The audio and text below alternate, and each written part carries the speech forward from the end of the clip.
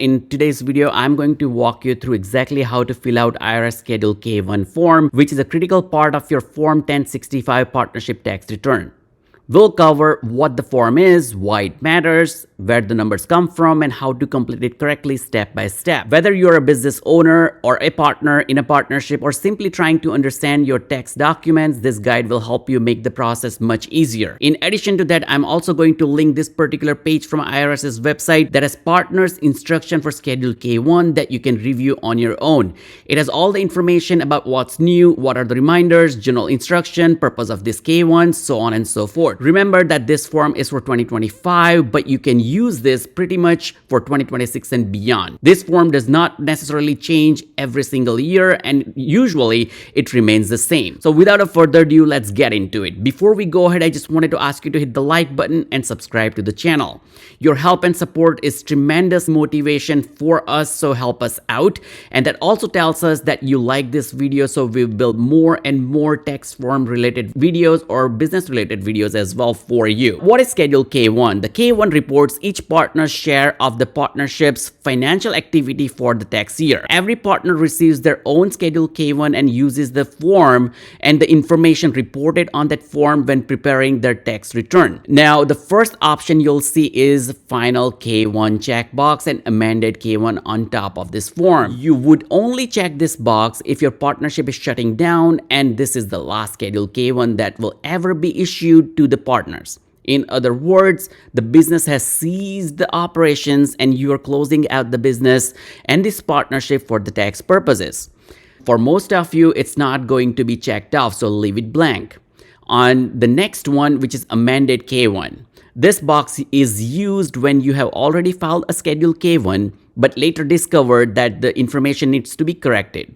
In that situation, you'll prepare an amended K-1 and provide the updated information to the IRS and the partners involved. Moving down, we are going to start working on this form. Beginning and ending date that you want to put for the calendar years. In this case, it's going to be for 2025 tax year. So I'm going to use January 1st, 2025 and ending December 31st, 2025 in this example. For the next section, we're going to use partner share of income, deduction, credits, etc. Part 1 is the information about the partnership.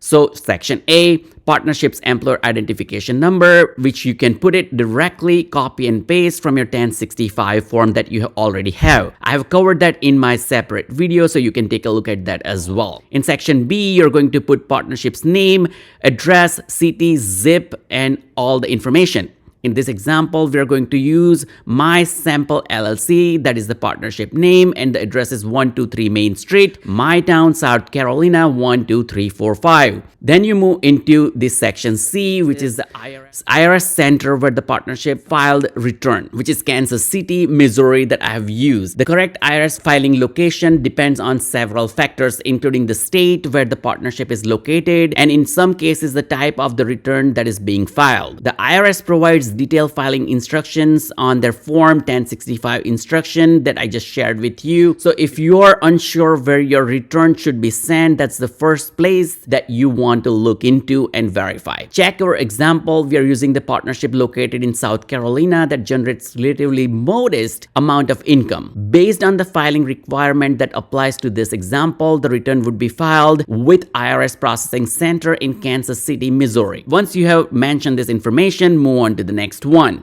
which is section D. You'll notice this checkbox is asking whether the partnership is a publicly traded company partnership, often referred as PTP. Most small businesses and family-owned partnerships won't fall into this category. So in most cases, you will leave that box unchecked as you have seen right here. Next item is E. Partner's SSN or TIN or the TIN number. You will enter partner's taxpayer identification number. For an individual partner, this is typically their social security number. If the partner is another business entity, you would use that entity's tax identification number instead.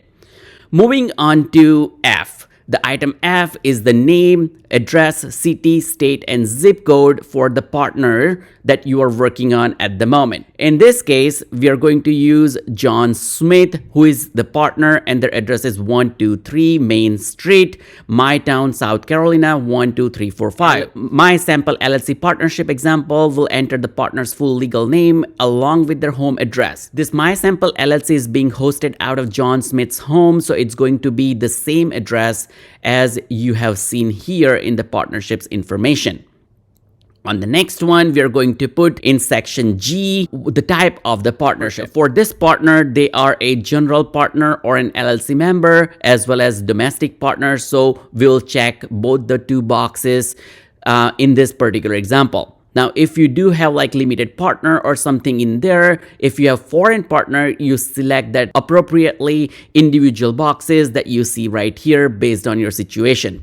For most viewers watching this tutorial, this will likely to be an option that you'll apply this to, which is general partner or LLC member manager and or the domestic partner. So you might want to check these two boxes. Now let's keep going down. In H2, we are going to see that the partner is disregarded entity or not. For the most of you, it's not going to be the case. In this particular example, that's not the case either. So we're going to leave it blank. For the next section, what type of entity is this partner? We're going to keep it individual because John Smith is an individual partner in this LLC. Remember that my LLC is a very simple example with 50-50 partnership, so there is not much complexity involved in this particular example, and that's going to be the case for most of you who are watching this video. So let's go ahead and keep that very simple with partner's share of profit, loss, and capital. So profit, loss, and capital, which is the 50-50 partnership from the beginning and end in 2025. So we're going to put profit 50%, ending 50% as well, loss 50%, and capital is 50% as well. Since there is no ownership change during the year and the percentage remains exactly the same from the beginning of the year through the end of the year, we're going to keep it this way. For many small partnerships, this section is fairly simple. You just need to enter each partner's ownership percentage based on your partnership agreement. And in general, you don't have to worry about this K1 or K2 and K3. Now, thinking back to your Form 1065, page 2, item 4, that's where you want to find out whether you want to fill out this L based on partnership's capital account analysis. Now, as we continue down the form, you'll notice that there's a related section for the liability as well that you want to put based on what you have filed in 1065.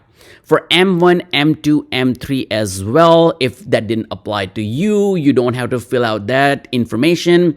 So it doesn't really matter in this particular example. Now, for most of you, that's going for simple return, for simple partnership return that you're looking for, that wouldn't apply to you either, so you can keep it blank. Now, moving forward into M, did the partner contribute to property with a built-in gain or loss? If that was not the case, certainly that's not the case for this example, so we're going to check that off as no. Now, for the rest of it, it's almost done. That you'll have to fill out this partner part 3 with partner's share of current year income, deduction, credits, and other items, which is going to be pretty straightforward.